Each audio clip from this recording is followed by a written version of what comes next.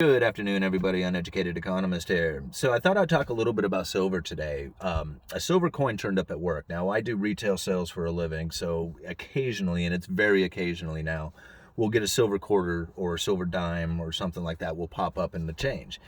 And most of the time, it comes out of a roll. Like you'll crack open a roll of quarters or something, and one of them will be a silver in there. Hardly ever does anybody ever like hand over a silver coin in their change. Like they hardly ever spend it.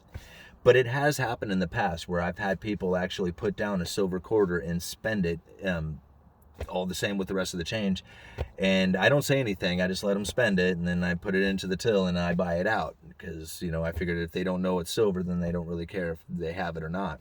So they spend it at face value. I pull it out of the change. Now, that's only happened, I think, once that I ever see anybody actually spend a quarter, a silver quarter with me.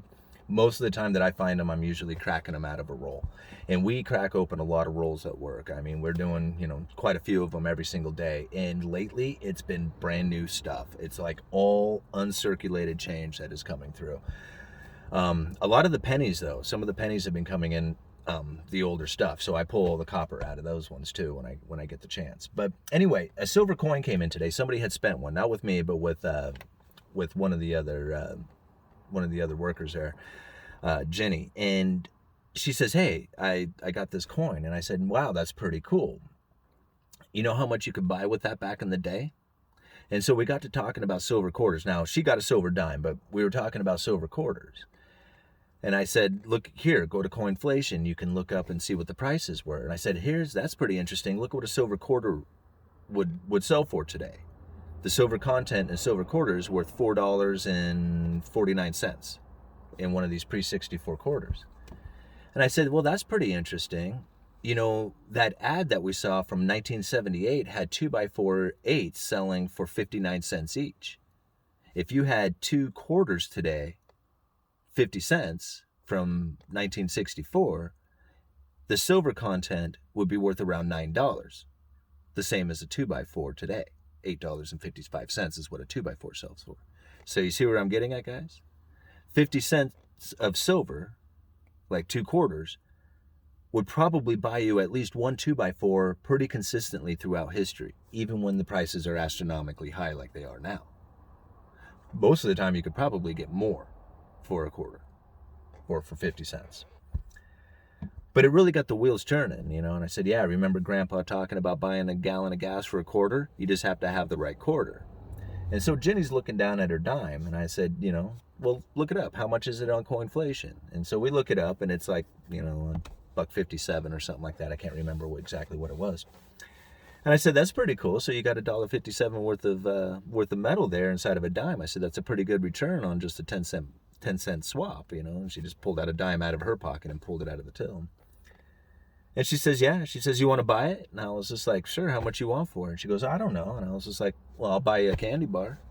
And she goes, "Yeah, that'll do." And I was like, "Okay." So I go and I get, one of the big ones, one of the king size Snickers. It has like two little candy bars in there where they weigh like 3 ounces or something like that.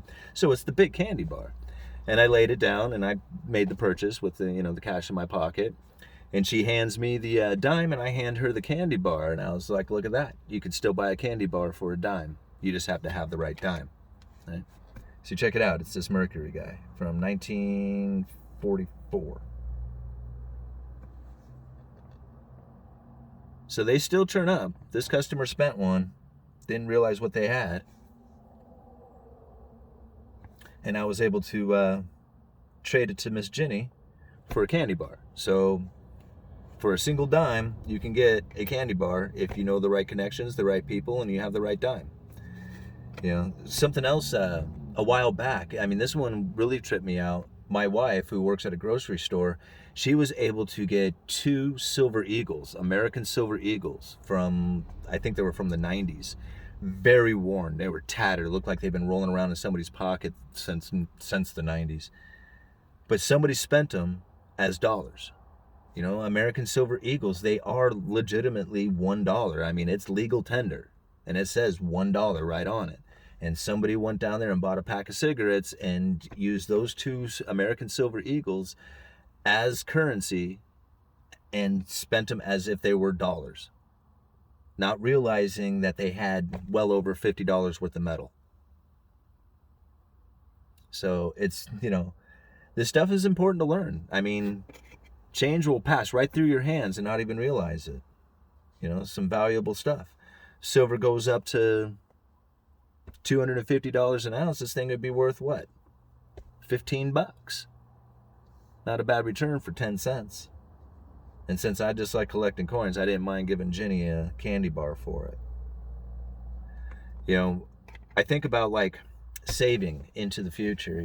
There's a lot of places you can put your money right now, and everybody is talking about how awesome the stock market is and how awesome real estate is and how awesome all these things are. And I think, yeah, those things are awesome if you had already been in it. I mean, if you already made your purchase and now the prices are way up, yeah, it is awesome for you. But I'm not looking for things that are awesome for you. I'm not looking to try and do the home run that you have already hit. Right?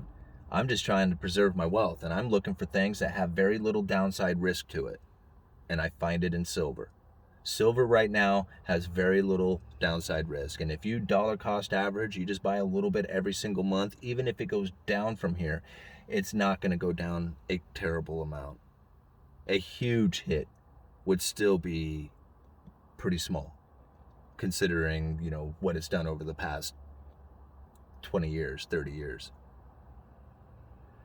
All the markets out there are at their all-time highs, or shortly reaching, or not too far away from their all-time highs, like Bitcoin, stocks, everything.